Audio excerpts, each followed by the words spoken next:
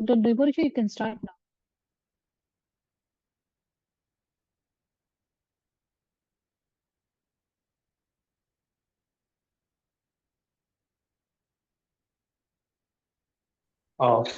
Hello, ma'am. Dr. Deborshi is getting prepared. Just to give me one minute. He's just getting prepared and just preparing his mind. Okay. So, are we ready? Can we start now? Yes, we can start. Can we start now? Yes, we can start. Are you able to hear me? Thank you, Parvina. Yes, I'm able to hear you. You guys can hear me as well, right? Yes. Okay, lovely. Thank you, and I welcome everybody. This is good afternoon, evening, or what is it? I think it's more of a good evening. So just to give you a quick introduction about who I am and what I do, I'm Professor Dr. Debroshi. I'm basically a scientist and a social entrepreneur. For the last 20 years, I've been working in the field of food, agriculture, biotechnology, and life science.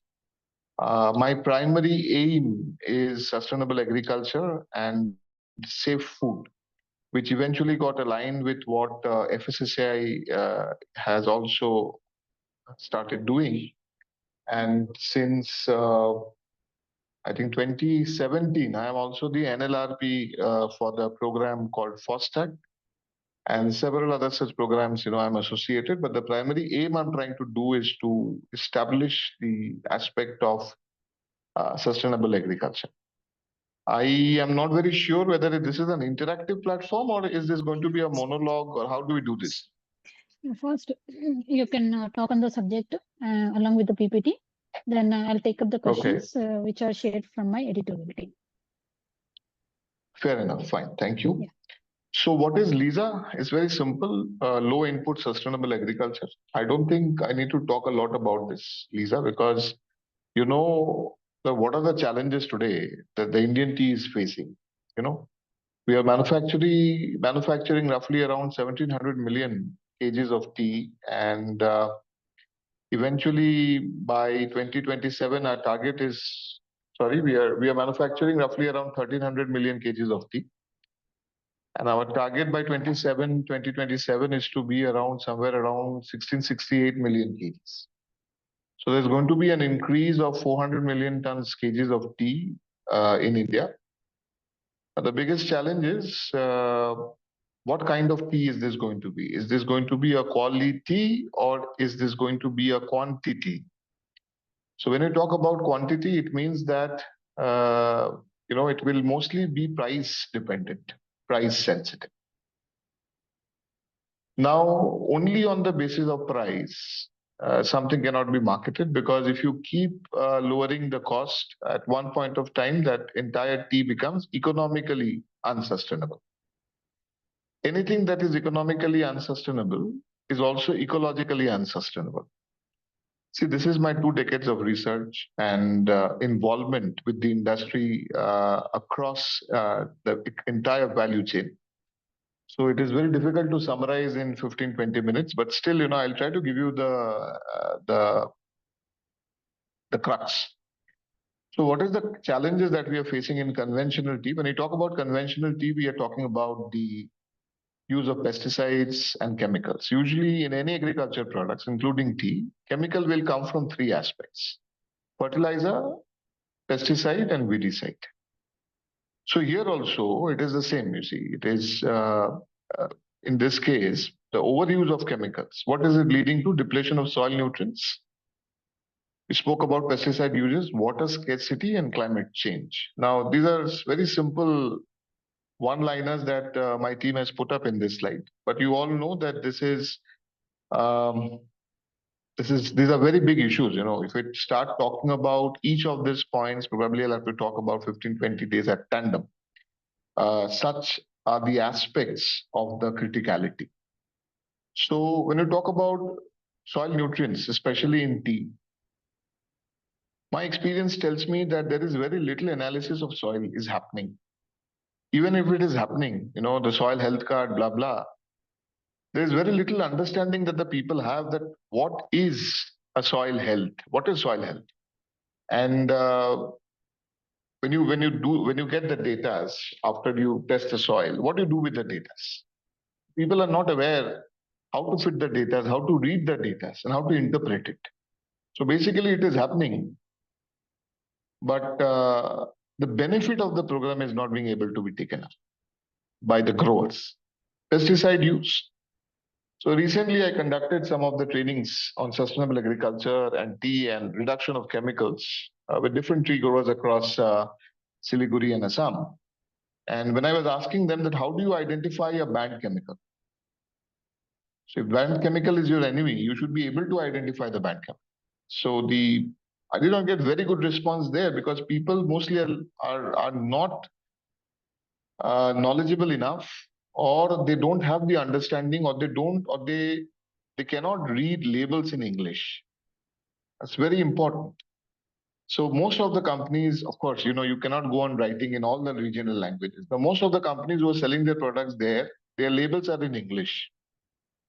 So even if you talk about visuals, visuals are very limited or very obscure for common people or common growers to understand that. So instead of the approved chemicals, people are also getting prone to using hard chemicals. Water scarcity, as we know that every year, either there is huge rainfall or there is no rainfall at all. So there is erratic and aberration when it comes to rainfall and water management within the plant, within the tea garden. Also, there is a mismanagement, I will say. So when you talk about growers, when you talk about their drainage in the plant, when you talk about the water table, when you talk about probably alternative ways of saving water like rainwater harvesting, there is very little or no idea at all as of now, which is quite a bit of a challenge because people have to understand this at some point of time now, and that should not be very far-fetched. So you see the principles of LEISA, again, very simple: resource conservation, biodiversity enhancement, organic inputs, and integrated pest management. So using the resource that is available within the growing areas. So on-farm composting, see, in case of agriculture, there are only two things you can manage: the plant health and the soil health. So when you talk about the plant health management, again, there are two things. One is self-nourishment and the other is self-immunity. If your plants are stronger, healthier, they're immune, they will be able to resist pests. If they're not, then no matter how much external input you give them, they won't be able to sustain. Especially in case of tea, it's not a monoclonal. Sorry, it's not a annual crop or a biennial crop. It's a perennial crop. So if you look at a tea bush, a tea plant rather, see, it is 50 years old, 40 years old. The actual height of a tea plant is roughly around 9 meters or more. So it is trimmed and kept up to 30 inches. So already it is under a lot of stress. So a plant that is already under stress and it is expected to perform every year, every season for four or five flushes, if management is not done properly. Now, when you talk about management, even you take the basics, I'm not getting into the details and criticalities. You see, most of the research that you see around any plantation today is mostly on the shoot. There is very little or nothing on the root. But if you look at the qualitative uptick that will happen, or the qualitative management that has to happen in case of a plant management or plant health management, that has to happen in the roots. But we are more prone to quantitative approach there. And random use of fertilizers, chemical fertilizers, especially NPK, without understanding the chelating effects, without understanding the uptake mechanisms, this will lead to even biodiversity disasters. Today, when you walk into a tea garden or when you walk into a small tea growers also, the smaller tea gardens that are there. So there are three categories. If you're people who are here, If you are from tea, you will understand. If you are not, then there are three major categories. One is estate garden, who make their own green leaves, and from there they make their teas. They have the factory also inside them. Then there is bought leaf, who does not have a garden, who will purchase all the green leaf from the small tea growers. And small tea growers are those who don't have a estate or they don't have a factory, but they only produce the green leaf, which is basically from the plant. They are into the plantation. So the ratio is roughly around 1:5. So it's like 100 kgs of green leaf will give you 20 kgs of meat. That's a rough estimation based on which the calculation happens. And when you talk about productivity, people are only looking blindly at this conversion. So excessive use of chemicals, or I won't say only excessive use of chemicals, it is also improper management of the plantation that leads to the destruction of the biodiversity. In order to understand whether a plantation is healthy or not, there are certain biodiversity markers in terms of plants, insects, animals, whose sightings are very important, whose recording and whose propagation is also very important. But unfortunately, there is very little understanding of the common growers on the biodiversity. And even if there is, because not all the growers are new, many are following the Indian traditional farming system that their ancestors have told them. They're still sticking on to it in some parts, but majorly people don't have any idea about what is biodiversity and why is it. So sooner or later, the plantations are getting sicker, and they will get more sick unless the wholesomeness of the nature is understood. The holistic nature of the nature is understood. The holistic approach of the nature is understood. This is, put it, increased productivity, reduced cost, environmental sustainability. But as you can see, only increased productivity and reduced cost, these two are tangible. But for a common grower, especially those in the small tea growing segments, environmental sustainability for them is very difficult to understand and achieve. Even increased productivity and reduced cost, in order to make it tangible, there has to be a proper documentation and calibration of the expenses and a calculation of the output and the input. On an original basis, has to be monitored and kept. But from my experience, I am not seeing such activity very well defined among the tea growers. There's a lot that needs to be done, an effort that needs to be put in order to really understand what is the cost of the production, what are the areas where they're losing the money, what are the areas where they can actually improve this by reducing the cost. So there's very little documentation, and without documentation, everything is in the head, and head is not something that you should rely for taking such big decisions. That's from my behavioral psychological point of view, I'm telling you all. So this again needs to be challenged. Intercropping in tea still remains an enigma. There are a few plantations who are doing it. The pepper, black pepper, and shade trees, etc., are being used. But again, if a proper low input sustainable agriculture system is put in, then only the benefits of this intercropping, using the ecosystem to develop or grow newer plants, will make sense. Otherwise, if this intercropping is also done very randomly, they might serve as an alternate host to the pest in tea. And also they might, become competitors for nutrition for the tea plant. So from my experience, when I talk to the growers, they have this basic understanding that ye lagana hai or isko karna hai. But when you go into the depth and you ask them that why it needs to be done, do they have any data, or do they have any background from where they are saying that this is happening? There is not good answers that you will get. So there's a big knowledge gap that needs to be filled in.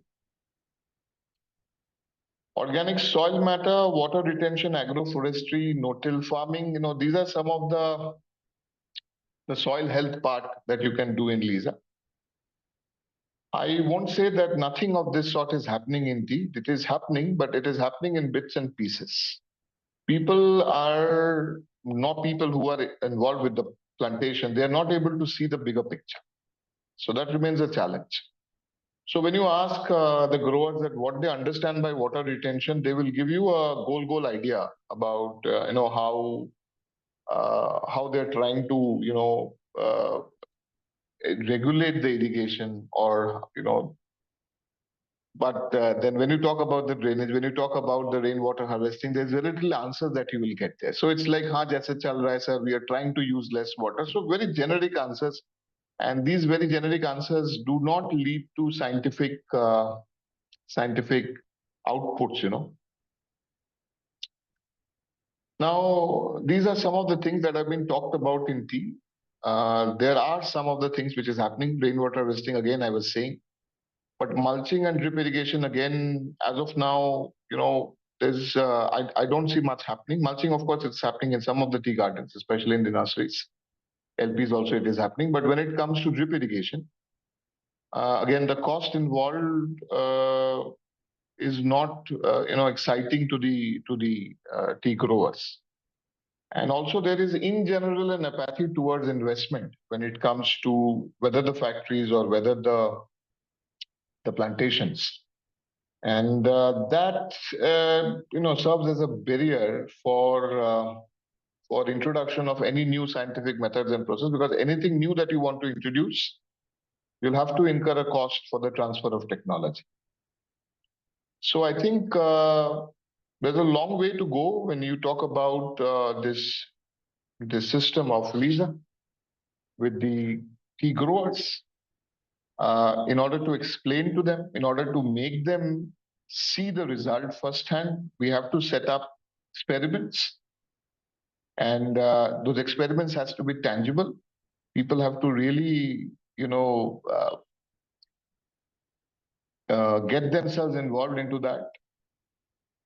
Whatever we do in agriculture, it cannot be kept loose. It has to be data oriented. And I think more farming education needs to come into the growers. What they're doing today is mostly from their gut feeling or the inputs that they're getting from different sources. But it's not the only thing that they need. They need further handholding and tangible results when it comes to adapting new technologies. So we have a long way to go, gentlemen. But thankfully, steps are being taken. Pesticide reduction programs are being propagated now, because the only way to save tea, because there are some experiments which I can share with you later on. Most of you are connected with me on LinkedIn, on Facebook. I keep sharing this stuff. How it is related to the polyphenolic content of the tea. Tea is tea because of its polyphenol content. And then there is epigallocatechin, chelate, epicatechin, all this kind of active ingredients which are there in tea. That is what gives you that kick, and that is what gives you that energy boosting stuff.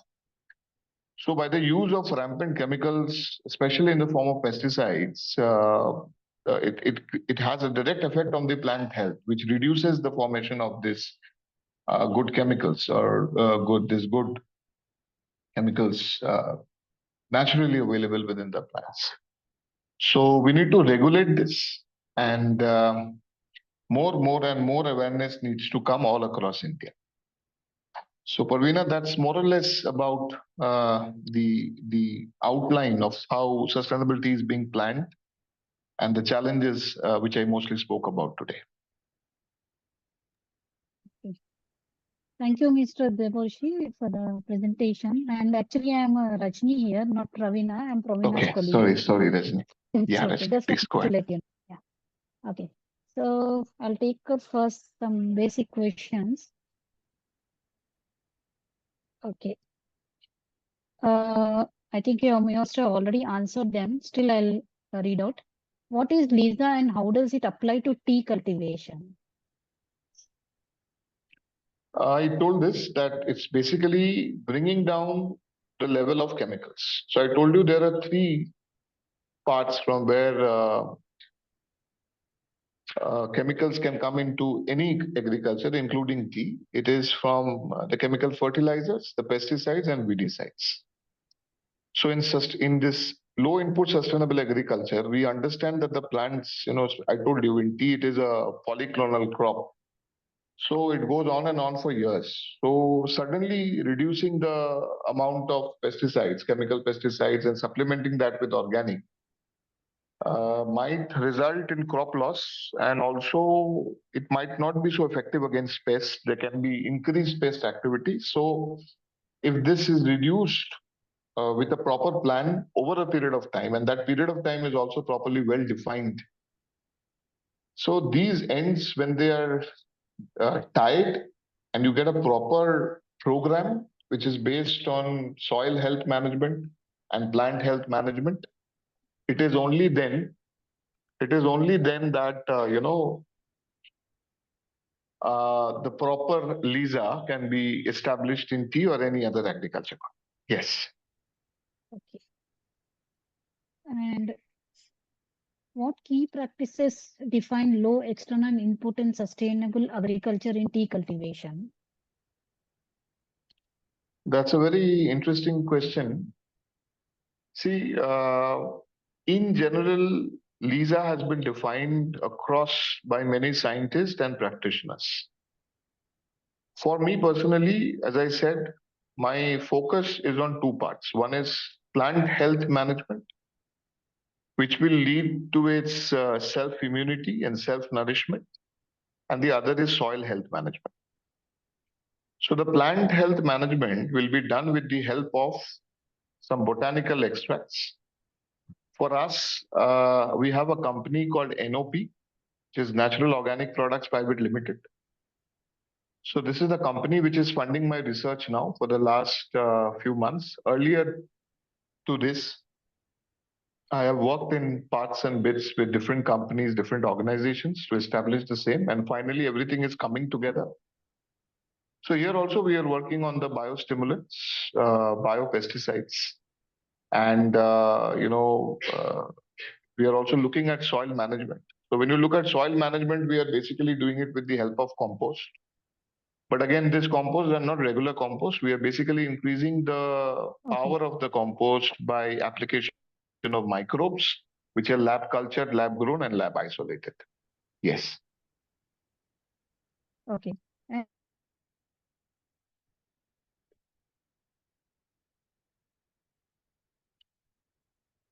Yes, please. Hello. Yeah, please go ahead. Yeah. How does LEISA contribute to the sustainability of tea farming? See, when you talk about sustainability, again, there are two aspects of sustainability. One is ecological sustainability, and the other is economical sustainability. So when you are using, if you are able to successfully implement LEISA, you will be bringing down the chemical inputs, which is basically cost to the garden. Chances are you will be able to activate the plant biochemical mechanism or the plant biochemistry, as I told you about self-immunity and self-protection. So there, the production of the tea leaf will be higher. The quality of polyphenols in tea will be much higher. So quality-wise and quantity-wise, there will be an increase. So which will add to the economical aspects. And ecologically also, you'll be able to maintain soil fertility. You'll be able to apply or keep available nutrients to plants easier. There can be some some parts can be like the development of the vesicular arbuscular mycorrhizas which can come up. So this will help to maintain a sustainable ecosystem which will give a better health to the plant and the soil. So only when a program is basically ecologically and economically viable, we can say that it is going to contribute to the growth. So more or less, if LEISA is properly introduced, this is what it will lead to. Yes. Okay. And what are the primary benefits of using organic fertilizers in tea plantations? So this will always remain debatable to the organic and the chemical lobby. There is always a debate regarding the cost of production going up and the productivity coming down when you switch over from chemical to organic. So for a person like me who's very closely associated with the industry and I understand the problems of this industry and the people associated with it, therefore we have come up with this pesticide reduction program where we are saying that you don't need to get into organic completely because when you get into organic completely in a highly chemical in a farm which was highly chemicalized where chemical usage was very high, this transition will take time. There will be crop loss, there will be productivity loss. But if your plantation method is only based on hard chemicals, then also it will lead to a lot of problem in future, and that future is not very long. So that's already showing. Pest resistance will come up, resurgence will come up, and there will be, more resistant pests coming up. Recurrence will come up. They will keep on coming regularly. They'll change the alternate host, and a lot of other things will happen. So by the use of organic inputs, again, I'm saying there are two parts to this. One is plant management and the other is soil management. So if you know exactly which formulations of which botanical formulations will lead to the activation of what tattva in the plant, you will be able to generate that effectivity of the plant and the design. And for the soil management, you will have to get into the composting part, whether you do a bio-enriched fertilizer or whether you are using a vermicompost or whatever local resources are available. Yes. Okay. And how can composting be effectively implemented in tea farming under LEISA principles? Can you come again, ma'am? Yeah. How can composting be effectively implemented in tea farming under LEISA principles? Composting in tea gardens, especially, when you talk about North Bengal and Assam, will always remain a very big challenge because, when you're talking about an organic composting, then all the materials that you need for composting. Now that vegetative material is also getting limited. See, earlier, if you look at the nature of agriculture that was there in the past, there was a pretty good balance between the reproductive part which we ate and the vegetative part.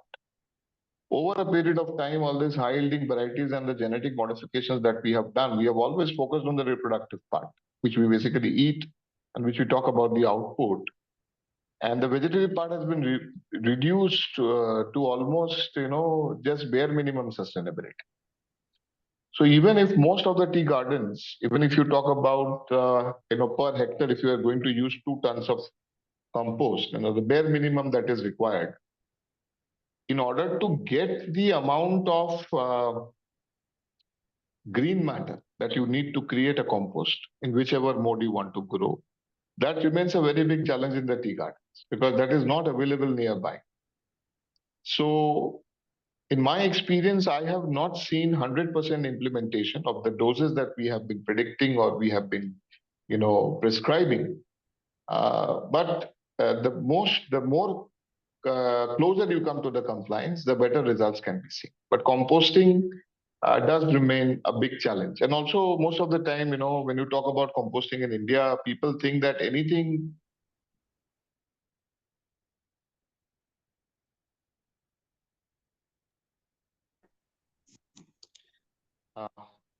that is of a biological origin can be put in a compost.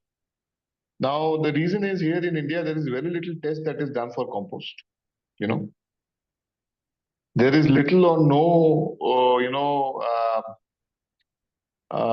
there is no test for phytotoxicity. There is no qualitative estimation of compost is very little. The US Composting Council is there. If you go to their website, you will see that it is so well defined there. And anything random cannot be pushed inside, anything random cannot be pushed in the name of organic compost there, which is there in India, unfortunately. So labs need to come up. That these labs need to be accessible as well. and it needs to be within the cost, and people will have to understand that compost is not just any random organic matter, because that can lead to a lot of phytotoxicity, which can have a negative effect on the plant growth and the nutrient elements of the plant. Yes. Okay. And what role do cover crops play in maintaining the soil health in tea gardens? Crops, as in the tea plant. Cover crops. I'll repeat the question. So cover What crops. role? Yes. What role do cover crops play in maintaining soil health in tea gardens? See, by cover crops, if you are meaning the intercropping or the shade trees, if that is what you are meaning. So you see, the microclimate, there are agroclimatic zones, and there are microclimates also, So for example, if you talk about Darjeeling Nimbu, which is basically the orange from Darjeeling, it has a special texture and it has a special taste, which you will not get anywhere. So if you look at a Nagpur Nimbu, so Nagpur Nimbu is not much Nagpur Nimbu these days. It is basically Kotputli Nimbu now. Because of the phytophthora disease, this has started pushing from Nagpur and got into Rajasthan, Kotputli. So similarly, every crop, by the help of the shade trees and the subsidiary, crops or subsidiary trees, they make a micro ecosystem which is responsible for enhancing the quality of output. I'm not very sure whether they enhance the quantity of output, but quality of output definitely they enhance. Now, there are some studies. I won't say there are no studies. There are some studies on this, but these studies, as far as as far as I have read them or the information that I have, I don't find it to be very pointed or targeted. Number one, and also there is no direct indication as to how or in which mechanism that works. So in nature, as natural biologists, when we don't understand something, but yet we see that happening. So in that case, what we say that this is nothing, this is holistic. So there is a holistic method, we say, the one with H. But for me, I will say that it comes with a W. So it's a holistic with a W. So there are different aspects to this which get involved to give this result. Yes. And can you explain the importance of pest management strategies in LEISA and in LEISA for tea? See, pest management, the primary understanding, first of all, when you talk about pest management, you must first understand what is a pest. Like I told you that agriculture is vast, pest management is even more vast. So if I say mota, if I just give you a basic idea about how this happens or how this works is very simple. The relationship between the plant and the pest is purely nutritional. There is a theory by a scientist by the name of Francis Debroshi. It's called the theory of tropobiosis. So if you read the theory of tropobiosis, okay, you will see what is it saying. It is saying that usually when a pest will attack the plant will have free amino acid and sugar in abundance. So when will a plant have amino acid and sugar, free amino acid and sugar in abundance is only when the health of the plant is not okay. It is suffering from some kind of infection, or it is having some kind of metabolic imbalance. Only then the free amino acid and sugar will go up. So once the free amino acid and sugar will go up, it will be attacked by the pest. In order to, what is our approach? Our approach so far has been a very targeted approach. If pest 1 is approaching the plant or destroying my plant, say Helopeltis or Looper, I will kill them by using pesticide 1 or pesticide. Now I don't get to see that pest 1, how is it related in the food web? Maybe it is dependent, it is eating pest 2 is eating pest 3 like this. So if I kill all the pest 1, I'm breaking that cycle as well. Now there are chances that some of the pests from that cycle will now become, which was not earlier pest to tea, will now find no food, and eventually they will become a pest for the tea. So in order to kill this new pest, I have to come up with a new pesticide, and this continuous cycle of inventing and discovering pesticides will lead to this, pesticide treadmill. And it's a very dangerous treadmill, and that has eventually led to the establishment or discovery or application of so many pesticides today. So for example, if you are to send your products, say tea, if you to export it to especially the European countries and Japan, the European regulations, the EU regulations and the the EU regulations and the Japanese regulations are so tough now. And the MRS, the maximum residue limit that they talk about, you see, our teas are not able to cope up to that. We are roughly producing around 1,400, 1,500 million kgs of tea, but unfortunately, less than 20% is getting exported because of this MRL issues. So if pest management has to be done, soil health, plant health have to be understood first. It is only when you are able to strengthen the plant that you will be able to reduce the pesticide infestation. So there are methods and process which can be applied for this that will depend on crop to crop. In case of tea also, it is not only a generic prescription, but also depending upon the section. Depending upon the section, the soil health, the plant health, the nature of the plant, the age of the plant, there are several factors that needs to be considered before you actually prescribe a drug. Or it is, you basically write the strategy, or you write the method, or you write the process. You need to understand or get hold of the information so that you can make a right prediction or a right prescription, to be more precise in this case. Yes. Okay. And can you explain the import? Okay, you already answered. How does LEISA impact the long-term profitability of tea farms? So today, let me tell you, my friends, that LEISA or decreasing your input is no longer a fancy. Organic is no longer going to be a fancy for us, especially people like us who are living in the third world countries as well. It's not something fancy that the first world countries talk about. We are unable to bring down the level of pesticides or chemicals in our food by substantiating it with suitable processes. The indigenous processes which we had actually given away in the past, along with farm mechanization, we won't be able to sustain. Because you might be able to produce a lot of tea, but these teas will be so pathetic in terms of its quality and in terms of its chemical content that you won't be able to sell it at all. There will be huge rejections. Even though you will be producing tea, but there will be no buyer for it. So eventually, as early as possible, you have to shift to this process of pesticide reduction. Yes. Okay. And in what ways does LEISA promote biodiversity within tea plantations? See, as I told you, if you are a tea planter or if you have worked in tea, especially in the garden, and if you are a naturalist or a biologist like me, it's actually a heaven. There is so much happening in a tea garden. It's amazing. You keep zooming it.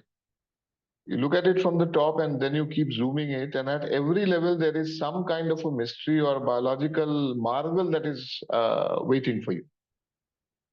It's a very, very integrated ecosystem that is present there, whether it is, right from the insects that are available there, the mushrooms that are available there, the different kind of fungi, characterized and uncharacterized. Mushroom, of course, is one of them. The bacterial diversity in the topsoil, and then you dig deeper, and then you see there are some, soil organisms like the earthworms, etc., which are there. So all this, as a whole, they are thriving. It's a very thriving ecosystem at every level. You try to zoom in. But most of these chemicals are very high in toxicity. So when a chemical spray is done at random, these pests, also the non-targeted pests, or let's say the non-targeted organisms, I don't call them pests. If they are not eating your food, then you should not call them pests. They deserve to live on this earth as much as you live. You deserve to live as well. So if we can bring down the toxicity in the soil and in the plant management, only then the biodiversity will thrive. Otherwise, they will get eliminated. And if the biodiversity is not thriving, there is an interdependence and exchange of chemicals. Not all of this has been characterized so far. There's very little, it's a shame that, we have worked 200 years, more than 200 years probably in tea. But then again, there are very little explorations which are happening because of the lack of fund in research in India. But if you go deeper, you will understand that this crosstalk between the crops or the plants or the different elements that are there in this ecosystem, the crosstalks mainly with the help of certain chemicals that they secrete of the biological origin. It's amazing. And as I said, holistic, somehow all of this adds up to making a great tea in the cup. Yeah. It's called morphogens, if I'm not wrong. The communicating materials. Yes, please. Yeah. Just a couple of more questions. Are there any Sure. specific traditional practices in tea farming that align well with LEISA principles? See, the original system of the Indian traditional system of agriculture, which existed probably before the Green Revolution, or so you need to go back a little and understand the background that India did not produce anything between 1942 and 1947 because most of our farmers were engaged in the freedom struggle because they were so fed up with the British. And whatever we produce here, you will basically going to take it and go dump it in Hampshire or Lancashire, and then we will anyways die of starvation. So why not we just don't make food for you? So that created a huge gap, which was leading to our food insecurity. So there is food safety and food security. So then gradually under the leadership of Pandit Nehru, chemical fertilization was introduced to first meet the needs of the people. So transgenic varieties, use of to save. So all this went on for some time. Now, most of the traditional practices that were done in different parts of India, including in tea, were lost in this process of chemicalization, which took a great leap with transgenic varieties, etc., in the 1960s, 1970s. So even if you go to tea now, you will see there are some practices, garden-wise, that are there. The biological decoctions that these people usually make, the kind of compost that these people usually provide, they are there. But then again, this is, to me, for them, there needs to be a scientific validation. So it's not that you say that this is great just because our ancestors used to make this. But there has to be a scientific validation to that, which is missing. So if that can be done, I guess the traditional practices can be pulled into this system. Yes.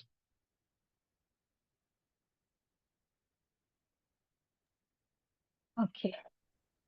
Now, last question. What challenges might tea farmers face when transitioning to LEISA-based approach, and how can they be overcome?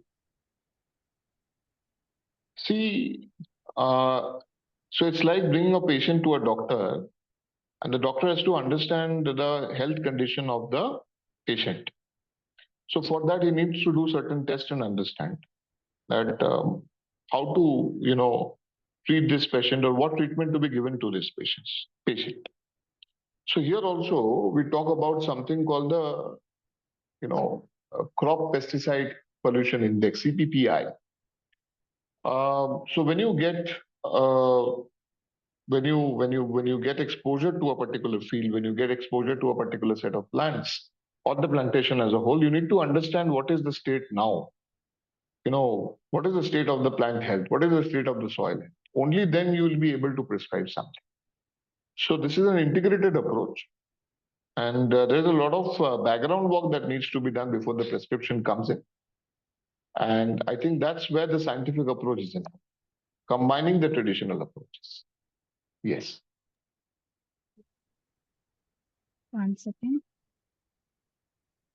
Okay, Dr. Deborshi, I don't see any more questions. So now we have come to end of question round. On behalf of agricultureinformation.com, we'd like to thank you for the detailed presentation and answering all the questions in depth. And I also like to thank my editorial team for sharing the questions. And so we'll be ending this meeting now. Have a good evening. Thank you so much. I would request everybody who attended the meeting today and also the agriculture information team, I thank you for this opportunity.